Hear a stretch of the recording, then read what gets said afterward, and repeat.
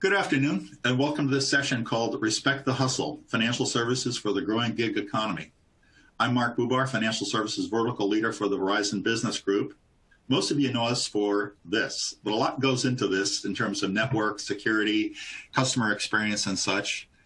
The thing you might also like to know is that the heart of our philosophy as a company is to do more good and to do more things for humans, businesses, and society through the digital world. I personally believe that there's no greater opportunity for Verizon's citizenship than through financial services. So I was so honored when Sarah Biller asked me to introduce this section on the gig economy, knowing that by 2027, 86.5 billion people will be freelancing in the United States, making up over half the workers in the country. And today, 1/3 of the workers in the country are involved in the gig economy as their primary or secondary job. The reasons for this include balance of life issues, dramatic changes brought upon by COVID. For many, it's just the need for a job, make ends meet, to take care of the family. Across all these situations, the back office needs of a gig worker can be daunting. Getting the job, getting paid, obtaining and paying insurance, savings plans, taxes, and so on. So for the past few years, we've seen a parallel growth of platform startup companies who serve these distinct markets. And today we'll hear from three of the leading innovators, Catch, GigWave, and Lance. We'll also hear from MassMutual on how they connect to these platforms and how they protect the gig economy. Before I turn it over to Alex and MassMutual, I also just want to let you know that Verizon is a big employer in the gig economy world. And in fact, we offer our own plans for where a worker combine their personal and business accounts into one to keep their life simpler and to support them better. So please enjoy the session.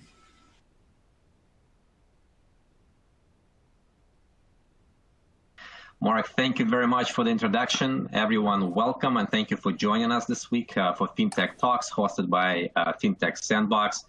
You have joined the Financial Services for the Growing Gig Economy session. Hopefully you're in the right place. If you're not, I say stick around anyway. We have a phenomenal panel today, and it's probably the best usage of your hour, pandemic or not. In our session, we'll be talking with a lineup of speakers about the gig economy and about building financial products to better match the needs of the independent worker. I'm Alex Bogdanov, and I'm the workplace protection product lead at MassMutual. In my role, I'm responsible for developing and pricing voluntary benefits, health, and life insurance products. In other words, products offered to employees at their place of work. And for over 160 years, MassMutual's purpose has been to help people secure their future and to protect the ones they love. And we strongly believe that offering protection to individuals at their workplace is an effective way to get to customers who might not otherwise have access to the financial planner, and with that might not be able to fulfill their protection needs. You heard Mark mention that 1/3 of the U.S. workers today participate in the gig economy, and the past 20 years, arguably so, an unprecedented modernization of the workforce, and with that associated technological advances that led to unique financial needs and opportunities. The gig economy, workers enjoy many notable advantages, increased flexibility, independence, but also from the economy point of view, we've seen an improved labor force participation and higher productivity associated with the gig economy worker. But despite that, many major challenges remain, and issues such as benefits, income security measures offer room for innovators, policymakers, and new intermediaries to provide solutions. So today we have Christina, On, and Craig, who are really spearheading ways to address some of these financial service challenges in the growing gig economy. Guys, how about you give everyone a quick introduction and overview of what you and your respective companies do today?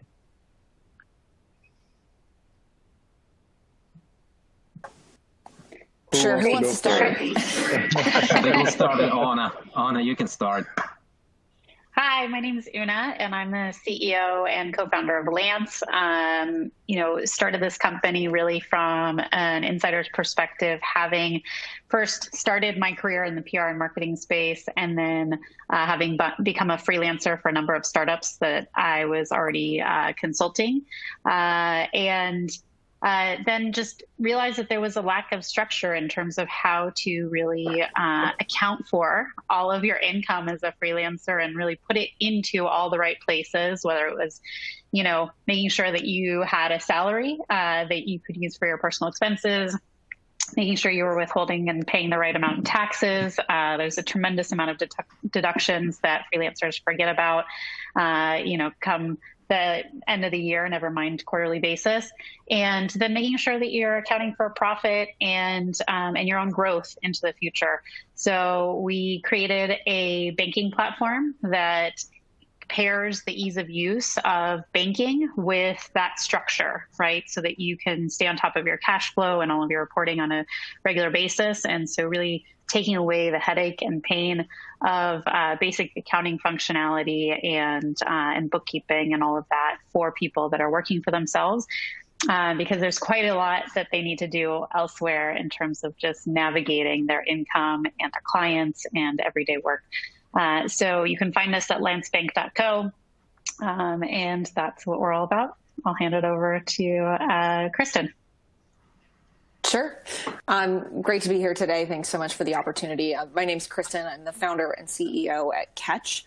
We provide benefits for independent workers who aren't receiving benefits from an employer. So that means everything from payroll and tax withholding to retirement to health insurance to the long tail of other things that most of us are used to getting from our employer. We launched in 2018.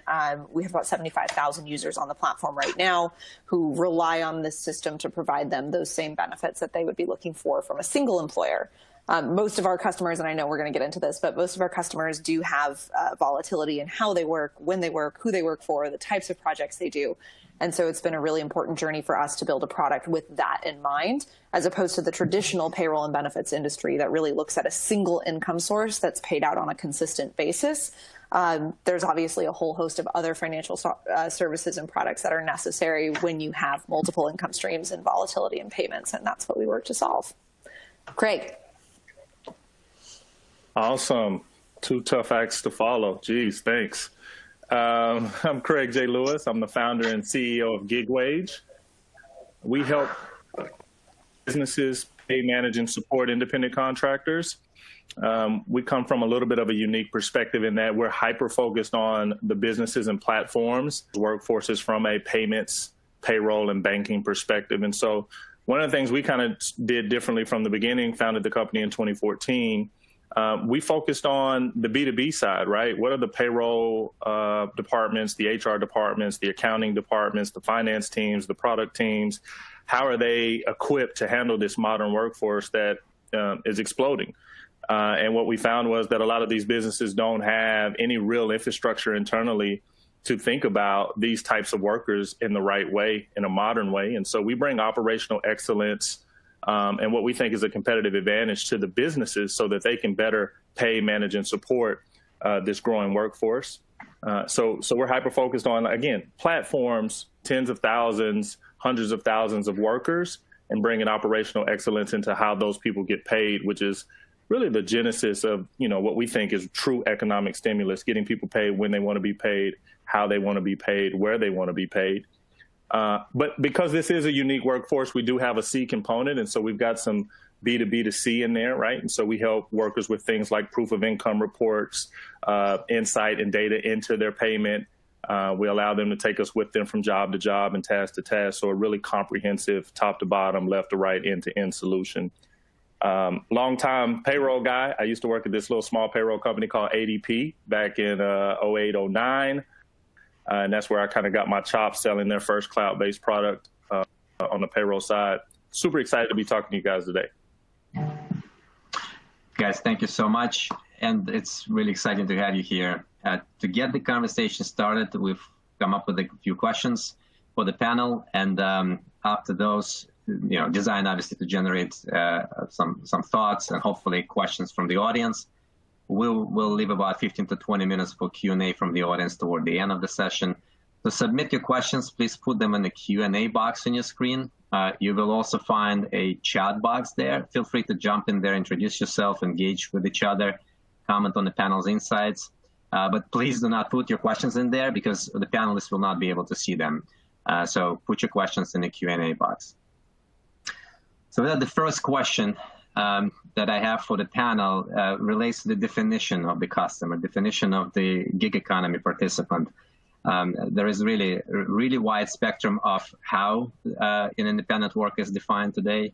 And with almost 60 million Americans engaged in independent work, I thought it's a good idea to get your insight into what does the gig worker look like to you, and how do you define a gig economy participant?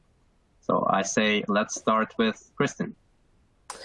Yeah, so maybe a little bit contrary to the title of this session, but we don't really use the word gig economy when we talk about our customers. And part of the reason for that is that we found among consumers who are working on on-demand platforms like DoorDash or Lyft or Uber, they often don't self-identify as gig employees.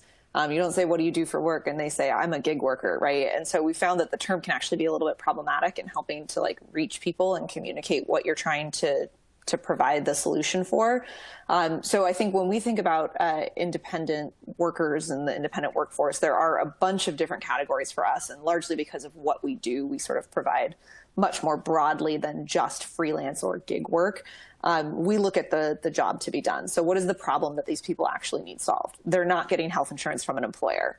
Well, that's actually a really large number of people. So what else do they have in common? They often have more than one income source, right? What else do they need? They likely don't have access to a 401k or other workplace sponsored retirement solutions. So we use what is called the job to be done framework. So what is it that people need?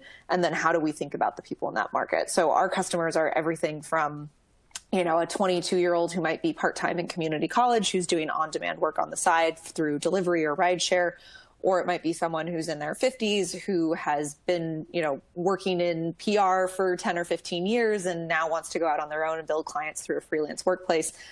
Those are our customers, right? And they look very different. They have very different needs, very different family styles.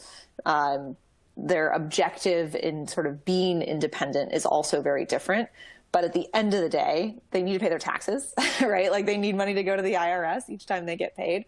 They need to have access to health insurance, and they need to have money that's going aside to their retirement. So we often do talk about the similarities between what a traditional payroll employer, employer-based payroll company would provide and what we provide, which is to say it doesn't matter what you do for work. It doesn't matter how much you earn or how many different sources you earn it from. But for us, defining the market is really about saying, what are the things they need done? And obviously, because we do benefits, we define it as people who are not getting those employer-sponsored benefits that most W-2 workers get.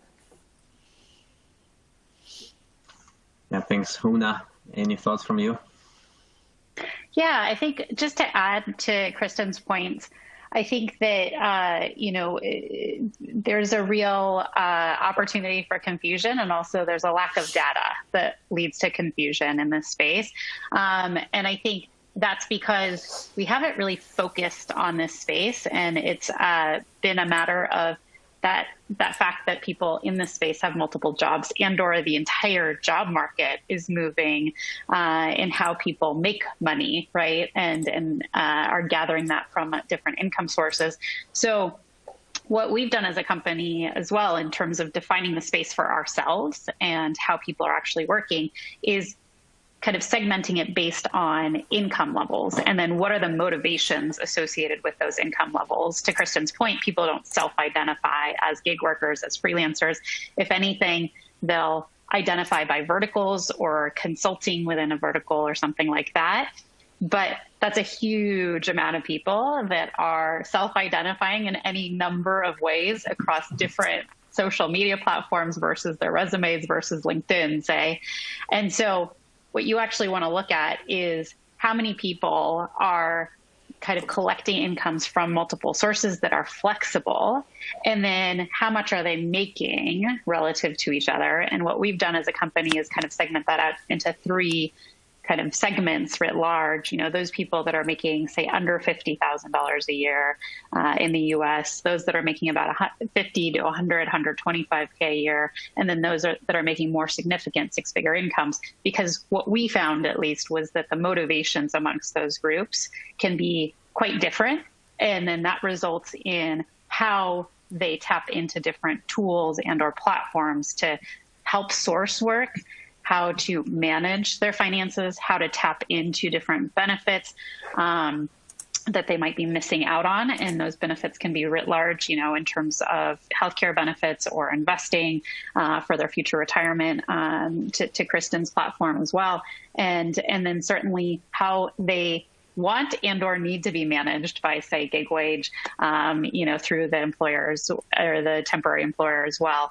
So I think that that's a really significant part of this. And it's, meant to underscore kind of the lack of data that we have currently, and why the three companies in front of you are racing to really get as much data as possible to then help as many people as possible with their platforms.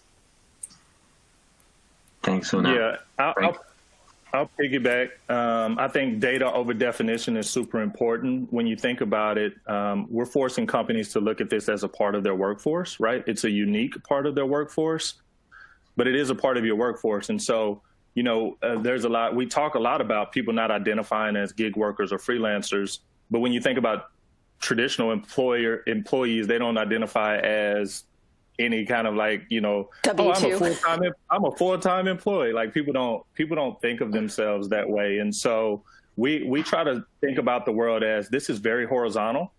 What's really cool about it is in every industry, every job, every sector, every city, every state, there are people who are doing the type of work that doesn't get taxes pulled out, which I think is a very good baseline to think about this. But at the end of the day, the gig economy really is the economy. Like these people are half of the workforce, half of there's no need to really try to separate or define them different than people that are doing work, right? They're doing work. And what's really, really cool is they could also be a W-2 employee or a full-time employee and still be a part of this really large industry. And so I think what people really need to understand is that, everybody is touched by this in some way, shape, or form. And gig workers, from the macro sense, freelancers, contingent workers, independent workers, alternative workers, modern workers, walkers, Santa Clauses, whatever you want to call them, they're doing work. And they need the infrastructure in place to be supported properly.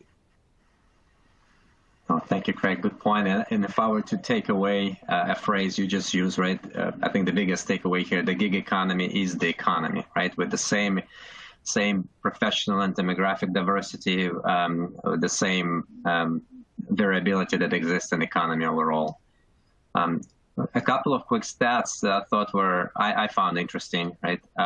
The generational breakdown of gig work market is actually fairly even between the millennials, baby boomers, and Generation X, with millennials taking obviously slightly higher proportion at 37%, but then followed by baby boomers at 35%.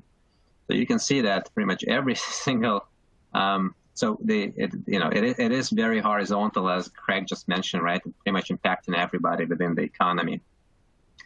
Switching slightly into the industry, hiring the gig workers today. Another stat that I found absolutely fascinating, looking at from the employer lens, really, I was expecting a pretty high proportion of gig workers to be associated with transportation and utilities, leisure and hospitality industries. But in reality, those are the minor contributors to that marketplace. The biggest employer of U.S. gig workers today is U.S. government and public sector at 14%, and followed by professional business services and education and health.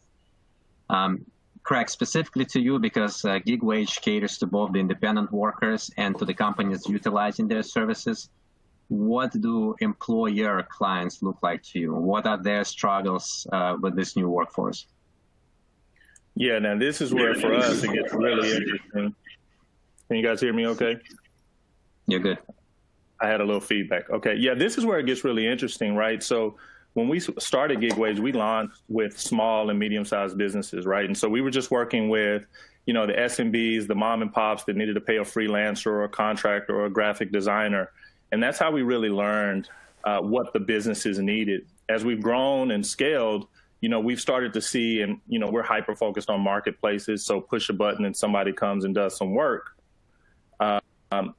But what's really been exciting is when you look at these more traditional mid to large size companies, the confusion of how to handle this workforce.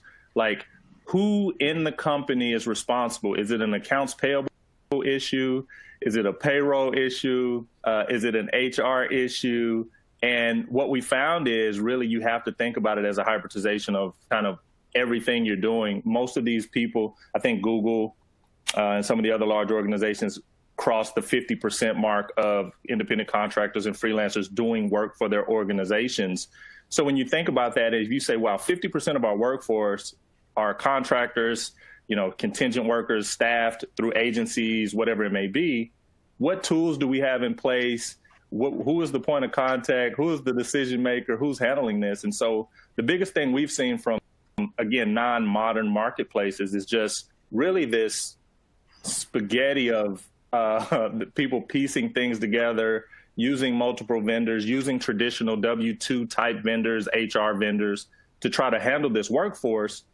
And unfortunately, the workforce is growing fast and it's robust and they want what they want, and they've been trained and taught that they should be paid fast and flexibly and on demand, and they want access to benefits, and the companies are ill prepared to do this. And so we think we can be helpful in that regard, but that's definitely what we're seeing is like, everyone's just completely underprepared to handle these types of workforces at scale.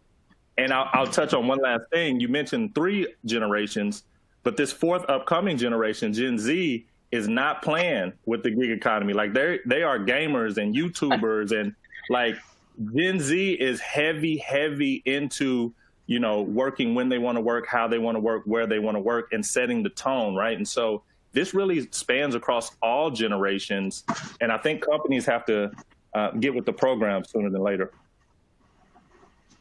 Oh, thanks, Craig. Right. So I think we hear you that the technological challenges presented by this new economy are something that the employers and the big institutions have to reconcile with pretty much now. And I hope these conversations. I would just add to that quickly. I think it's kind of important to note that there's this broader question of like, what is the future of a company? Which sounds a little bit meta, but I think you can kind of look back to the 1920s when the M Corp became, this structure that we have around companies, and the idea that everything sort of gets built in-house. We've already seen in the last 30 to 50 years that there's been a chipping away of that, right? We use contractors for janitorial work, for food services inside large companies. But I think there's this bigger question of like, Google's past that 50% mark. Like, what is the future unit of a company? From our perspective, it's shrinking, right? Like, what is a company and what makes it up is not the same as what it was 75 years ago. And employers, because of the incentives that are in place, are looking to utilize contract work as much as they possibly can, which and I can have opinions on whether or not that's good or bad, but it's happening. And so I think the question then becomes like, well, like Craig is saying, what do you do with this workforce then? How do you pay them? How do you provide them benefits? How do you get financial services in their hands when their needs end up looking totally different because they are not, start at a company at 22 and stay until they're 65 and walk away with a full pension? It's a very different set of needs, and I think a lot of large enterprises are not moving quickly enough on that. Gen Z is coming fast. Yeah. And to add to that, just another fun layer. I think Gen Z is coming fast, and you can see that the ripple effect is going to be significant. And I think what's been talked about considerably in terms of future of work conferences and within corporations is this notion of upskilling constantly, right? To improve retention and to keep people engaged and increase their value within companies. Well, we're seeing that 10x in the freelancing space, and people are really owning their own upskilling. And so I think that that's something to keep an eye out on amongst this audience, especially if you're within a corporation or, thoughtful about these things, is really looking to the freelance economy, the gig economy, the space as to how people are owning their own upskilling and education, because they really are on the bleeding edge of understanding that is, part of their value, and they're using the tools and looking to the resources to do that most effectively. Yes, thank you so much. I think that's a great leeway into financial awareness and inclusion growth question that I've prepared. So we've spoken about some of the advantages that come with independent work, right? But I think it's fair to say that many of them today exist on a high wire. There is no safety net beneath them whatsoever. In many instances, gig workers access their benefits through a spouse or professional association. We know that today only 40% of independent workers have access to sponsored employee insurance, employer-sponsored medical insurance. 25% have dental, 20 have life insurance. The numbers for short-term disability are single digit, right? So it's clearly a underserved market. For you, what are the essential financial services that independent workers need today? And what can financial industry do better to address those needs? I can go ahead and start on that one. I think Sure. You used the word safety net. I mean, that is what Catch is creating, right? We are designed to be the independent safety net. I think the financial services piece is, we have a problem in that we have like product creators and distribution in the same place right now, and that distribution tends to be these legacy players, and I'm sure there are some of them on, so no disrespect, your companies have done amazing things, but companies like Fidelity, amazing organization, they've built their distribution through employers, which is fine, right? Like huge market, easy way, especially 50 years ago when we didn't have the technology we have now, being able to get directly to someone through their employer was a pretty safe way to do it because, again, you had this long tenure of employment and the stability and income that came with that. That being said, like there's two separate components. One now is what are the right products going forward? And two, what is the distribution? And if employers aren't the only distribution point or can't be the distribution point because you've got people who are much higher churn, who are working multiple jobs at once, who have various sources of income, distribution needs to look a little bit different. So again, very self-serving, but at Catch we see like technology is the only way to do that. People are accessing financial products and services from their phone already. And so using that same context to help provide access to the right, financial inclusion products for this workforce, I think it's a no-brainer. Like it has to happen. It's a tsunami that's coming. Like we need to be able to like get those products into people's pockets. So that's the first challenge I see is distribution, because the employer distribution-based model is based heavily around regulation, which I know we're going to talk about a little bit later, but that regulation has kind of kept those products locked into that existing distribution channel, and that doesn't have to be true. The second piece that I'll say is that on the product side, and I think we've touched on it as a problem already in a couple different ways, but volatility in income, multiple income streams, and a lack of record keeping, everything that Craig mentioned in his introduction, like those are the sorts of things that make a lot of our existing financial products break down. Like they're not built for that world. They're not built with that profile in mind. And so I think and I know MassMutual is doing great work on this, but again, looking at the well, what does it mean and how do we think through those gaps to be able to provide some of those same things that we know, like I always love to give the example of annuities. I love annuities. I think annuities are a fantastic product, and I think they have just absolutely failed to enter the new market. Like they just have not found their path in, and there's so much that we need to do to be able to make products like that helpful again, because I think there's just a ton of space for things like that to build a lot of protection for workers who have not really had access. So I'll pause there because I think those are two pretty meaty areas, and I'm interested to hear what Craig and Una have to say as well. Happy to jump in, given that we're building a financial platform to provide some structure as well. I think, to Kristen's point, and I'm sure Craig's going to dig into this as well, it starts with the government not having a good structure, right? Because freelancing is now so pervasive, but wasn't accounted for earlier. We saw this hit, very strongly in the midst of COVID, as resources were trying to be released for freelancers, but there isn't a structure to account for that, or even a place on basic forms for freelancers to enter in how they self-identify and how they're collecting all their income and how to validate that even. And then from a financial products and platforms perspective, we're still relying on people to educate themselves and kind of to hunt and peck for the right tools and the right resources and then patch them together, right? And if you talk to an accountant, a financial advisor, folks that are actually trained in all of these tools and resources that are available to people, never mind, which ones specifically, they're struggling to coach freelancers in how to patch together the solutions for their own dynamic needs, right? And so I think that is causing a great degree of stress on this growing economy of people and market of people. And so I think that there is kind of an evolving conversation to this point that is growing in volume and I think interest and will really come to a fore in the years to come of, how do you create kind of tools, resources, and or platforms that are a bit more self-driving, right? Don't rely so much on people to educate themselves based on their motivations or lack of knowledge of even what their motivations might or should be, but more so, based on where you are at as a freelancer and where you're trying to head or how many income streams you're juggling or what point in your life are. What's the tool to use that will then set all of your money and all of your benefits on a certain trajectory that is useful to you, right? And we're just starting to hear those types of conversations evolve.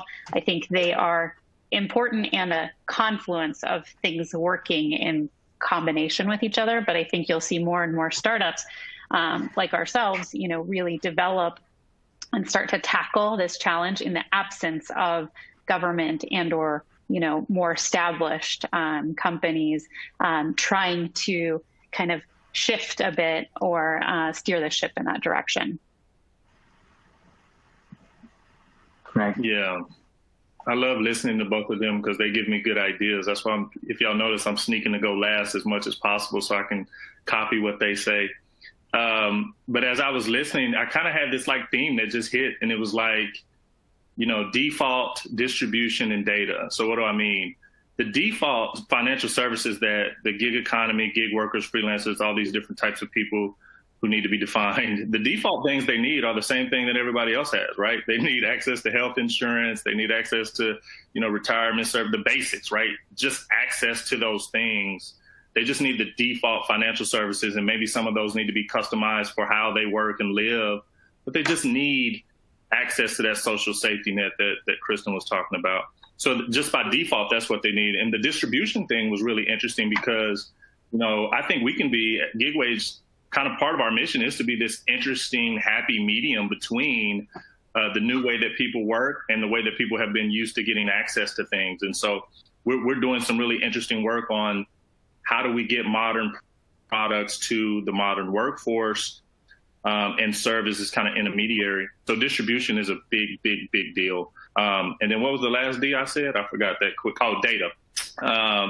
So if the data gets better, I think the services, the financial services will get more interesting and more unique. One of the spaces we're excited about, besides all the default services that everybody should just have, but is like lending and credit. I think access to additional capital, whether you're operating as a micro entrepreneur or small business freelancer, or even just a low to middle income American that needs extra couple $100 or trying to make ends meet or need maintenance on your car. I think as the data gets better, what you'll start to see evolve is a suite of lending services and credit services specifically for these demographics, so people can get additional access to capital. What we found is that people, financial literacy is cool and financial services are cool, but finances are the coolest. You just need more money, whether it's money that you've earned or you need to be, fronted some capital, right? And so as data improves, I think lending and credit services will get much, much more interesting for this sector. Thank you, guys. Go ahead, Anna. Just to add to that really quickly, I think what Craig says about credit is really valuable in terms of the way that we have looked at credit and lending and the way that I think increasingly people will want to use it.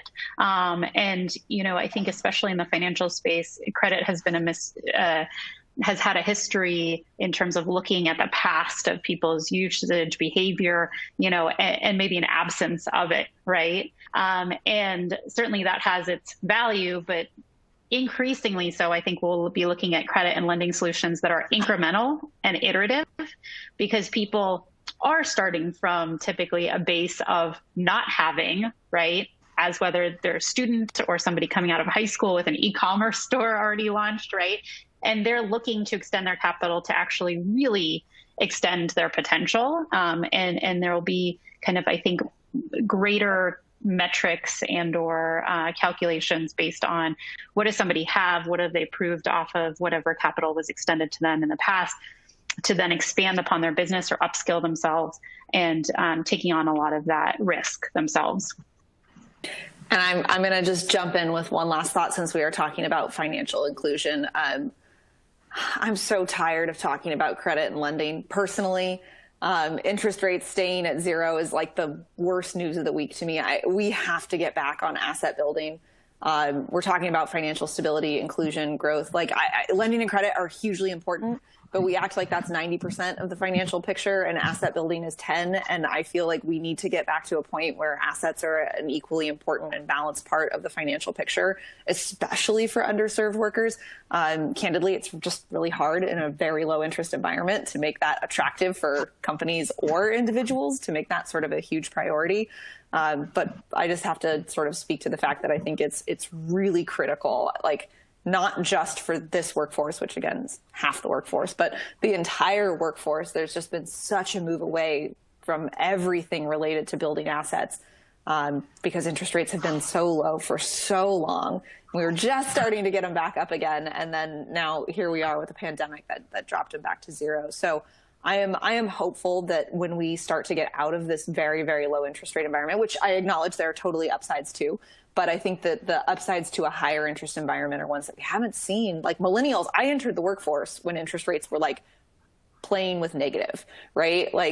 I have not lived in a high interest environment. And I think that some of the upside that comes from that is really being sacrificed in terms of short-term access to credit and lending versus helping people grow money over the long term. And I think retirement is just such an important area where we see that play out. 401ks themselves, even though those are a traditional worker product, those didn't really replace pensions. I mean, they have replaced pensions, but from a product perspective, you've taken market risk and shifted it onto the individual instead of providing an insured type product where there's sort of a guaranteed payout on the other side. And the 401k generation, I'm sorry to say, has not retired yet. Right? Gen X was really the first 401k generation, and they're still in the workforce. So I think there's a lot that we need to be thinking about on the 20, 30-year time horizon around how asset building is going to look. And I know that's a longer term thing, and it's a lot less sexy than the short-term returns that you can get on credit. But that's where my head sits most days. Ooh, I got to piggyback on that again, Alex. So, when I think about lending and credit as a solution for the gig economy, and again, we talk about this being a horizontal industry and all types of people being in this kind of 1099 ecosystem, if you will. The Black and brown community over indexes in this community. And as a kid, myself personally, I grew up at, teenage parents, born in the projects, and now being the, CEO of a technology company, venture backed and all that stuff. I get to really look at both sides of it, as I'm sure a lot of people do. But when I think about credit and lending, I'm talking about people, and they don't know what the interest rate is. They have no clue about low interest rates, high interest rates. A lot of the macro themes that we're talking about today. And this is one of my biggest pet peeves with the financial services industry as a whole, and how the gig economy is looked at is these communities, they don't fit into your Gantt chart, right? This is about psychology. This is about emotional impact of not having money. This is about not knowing what an asset is. And so, when I think about my mom and dad, they couldn't have told you what an asset was. They couldn't have told you what the interest rate was. But what they could tell you is they needed money to buy milk, Pampers, pay the rent, get food, whatever, get gas, whatever it may be. And so I think there's a huge opportunity to look at this more holistically and start to think about a lot of the Black and brown community in the gig economy and getting them access to capital. So one of the things also we talk about, not necessarily growing their assets, but how do we get people more work, right? Just so they can earn more. And our thesis is if you get them paid faster, we see a lot of uptick in productivity. But at the end of the day, just need money, however it comes, wherever it comes from. And I think there's a really unique opportunity to eliminate a lot of the predatory behavior that happens in the lending and credit industry. And it's going to take a lot of focus to do that. And so I'm bullish on, a suite of lending products designed for people who have not had safe access to those types of products where other people use those as leverage. I think some people view them as a necessity. And so when I talk about lending and credit, I want to be clear that I think there's an opportunity for an entirely new opportunity to be addressed. I totally agree. I'll close out with I think you're right. I think it is a huge opportunity. I think it's just that I only hear companies talking about lending and credit. Like startups are all about lending and credit right now. And I think it should be more of a balanced picture. But what changes that is higher wages. So I feel like that's one of the things that we want to talk about. So more money, totally with you. That's how we get people to start building their own money, is by putting more money in people's pockets. 100% agree. All right, guys, listen, this is great stuff, right? So I'll just summarize this. We spent quite a bit of time talking about it, so I just want to point out a couple of things at least I heard. What I heard is that the basic needs, right? The customer needs here are no different from the needs of your typical participant in the economy. And what I heard really from Kristen and Craig, right? It's not like the lending cannot coexist with the need for savings, right? I think that both needs are out there. And again, that probably speaks to slightly different place in the pathway towards financial health for an individual, right? And again, given where the regulation is today, given some of the lack of protection that exists for the gig economy participant, for independent workers, the predatory lending practices are a major issue, right? And I think that's what kind of Craig was getting at. And so when we speak about lending, it's the affordable lending to help the individuals there. I also heard that we need a different distribution, and that's to me equivalent to technology, right? We need a technology solution that would allow us to bring effective financial solutions to these individuals. We talked about regulation briefly, and the need for more clear regulation for the space. And then on the product side, I have to agree, right? Again, I can speak for the insurance industry, but I think a lot of the challenges on the product side of the financial and particularly insurance industry align with what's been mentioned, right? We don't have an effective way of reaching these customers, right? Financial advisor cannot get to them, and the employers, our other pathway, we cannot get them to them through employers. We also don't really have a good way of assessing the risk. It's difficult to verify employment. It's difficult to verify income. And sometimes we can't even assess what industry they're employed in, right? As they might be employed in multiple industries. So understanding the risk and that developing the right solution for these independent workers is certainly a challenge. And what I also heard was that tools and resources are necessary. And I think Una was referring to that. Are necessary to drive behavior, right? And we talk about financial literacy, and that's always a big component to what insurance companies and MassMutual in particular believes in the need for financial literacy to help individuals overcome some of these key obstacles and the lack of safety net. Guys, a quick follow-up question. I think then we'll jump into the Q&A. As all three of you provide a technology solution for this new workforce, I would also say that you provide a bridge and a gateway for the current financial institutions to reach these independent workers. What do you expect to happen in the next 3 years with the independent worker and the financial services in the gig economy? And it could be a wish list, it could be rooted in reality. Tell me what you would like and expect to see. I guess mine's a little bit of a wish and a hope. Am I getting really bad feedback? Did something change on mics? Okay. If you're muting, that might be helpful. I'm not sure where that feedback's coming from. My biggest wish is APIs. APIs, really like financial service institutions that are providing these players, insurance in particular, insurance. I understand the complexity of being regulated at the state level versus sort of the fun federal exemptions that you can have for the investment side of things. But the APIs are just really lagging.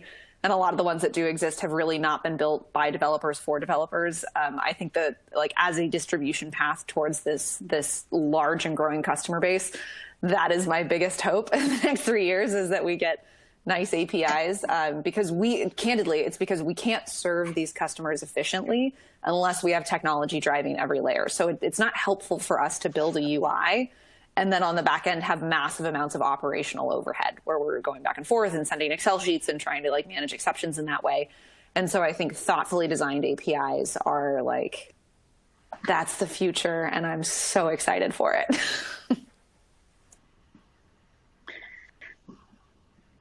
Craig, you want to go next? All right.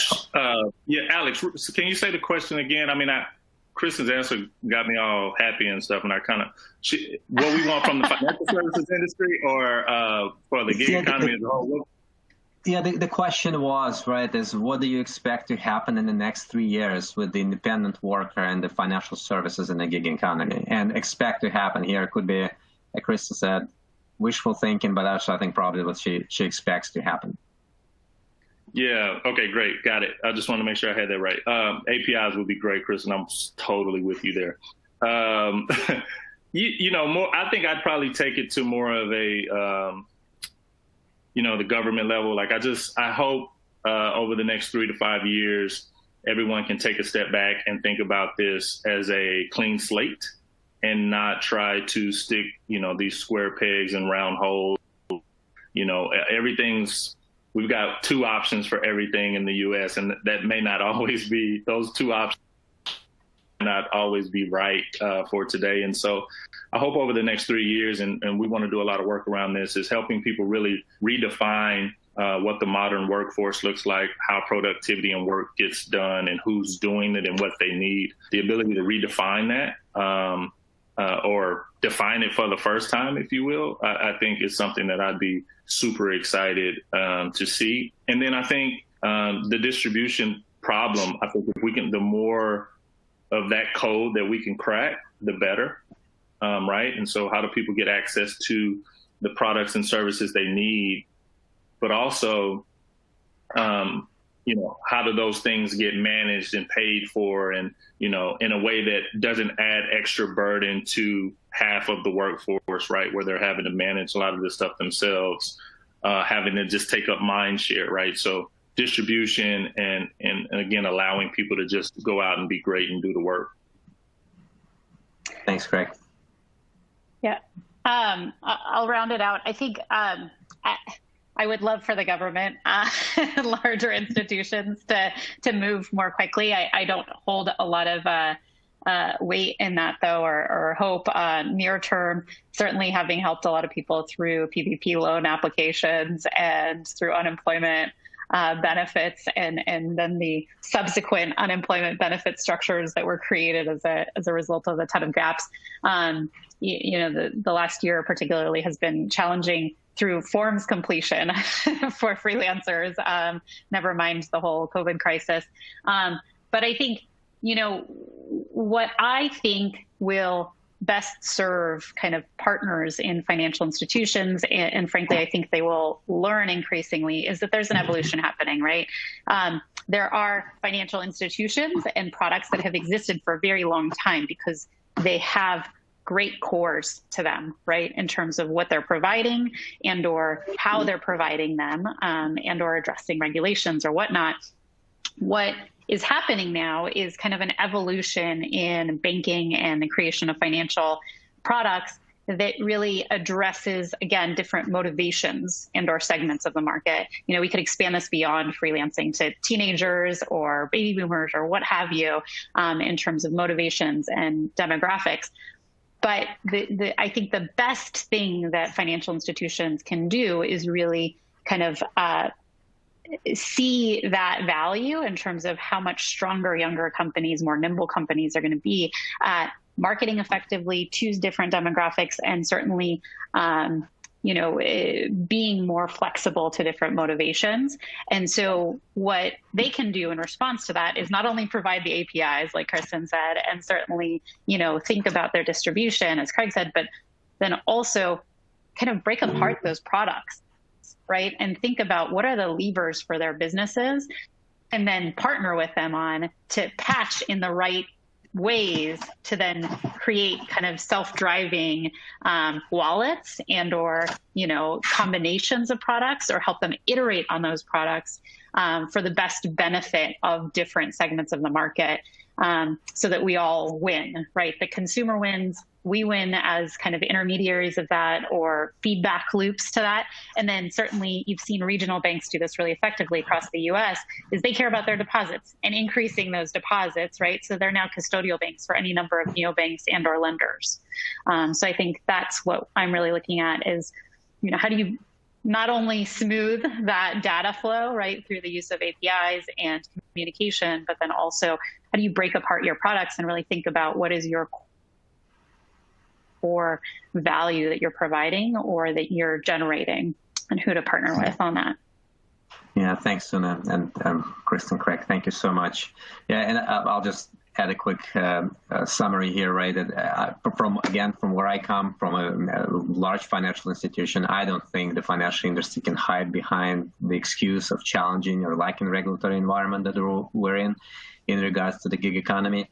And I'm with you. I think, Ona, you kind of touched upon that. I think the industry has to stand up to the needs of this new workforce and develop and bring solutions that address those needs, and then kind of bring the regulators along, whether it is through partnerships or just being more nimble and developing solutions themselves. I feel terrible for the audience. We went way over time in getting to the questions, and we have a lot of them. Let's see.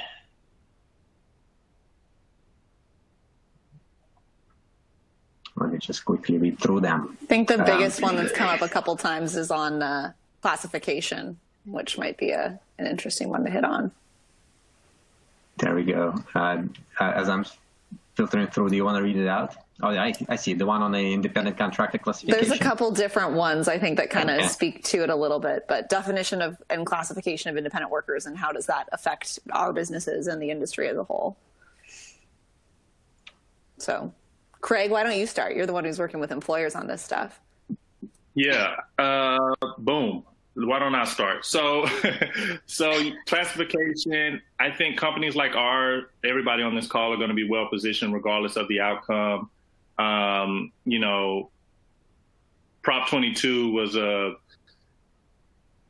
and for those that don't know, Prop 22 was a bill back in November about, could these rideshare drivers be classified as independent contractors or, actual full-time employees. It passed in favor of them being independent contractors.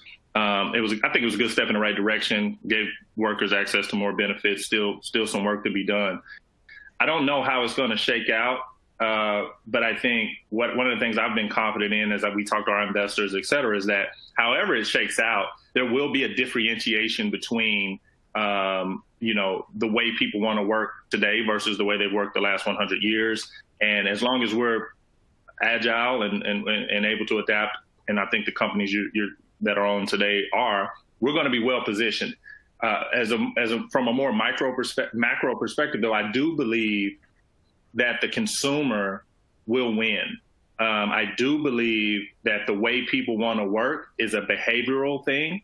I do believe technology is empowering this movement, and I do believe this is probably the first time in over 100 years, if not ever, that, legislation is not driving this new way of working and productivity. And so if you look at behavior and technology being the driving factors, I think it bodes well for people being able to keep their freedom and their flexibility while we continue to work towards getting them access to that social safety net that they deserve.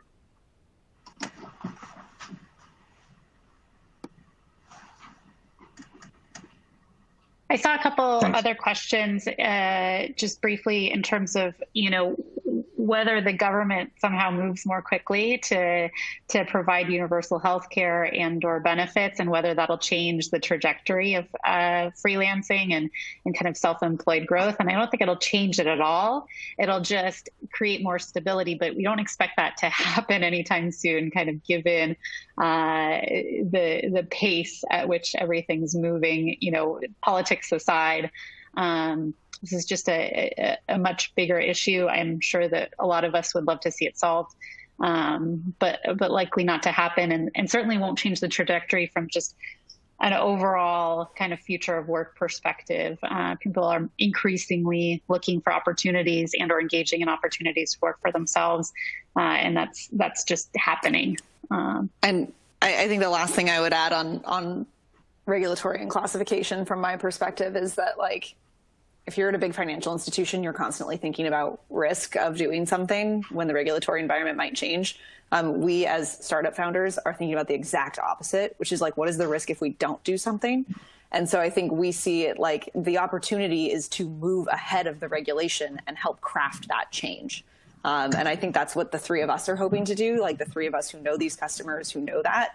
And so I think there's sometimes a fear around what if the regulation changes? Well, regulation often changes because things have changed in the economy and because people have demanded change and because there's sort of a need for that. And so I think for us, the idea that it sort of happens outside of the world is not really accurate. And we see ourselves, I think, as shapers of that. At least I know Craig and Una and myself do. And I think that's sort of what we look forward to being a part of, and not just being we're just at the mercy of if something else passes and we're not a part of that. The smile on Alex's face when you broke that down. Mass Mutual's moving over there. Yeah, I know you're moving, Alex. No, I mean, Kristen, that's absolutely spot on, right? And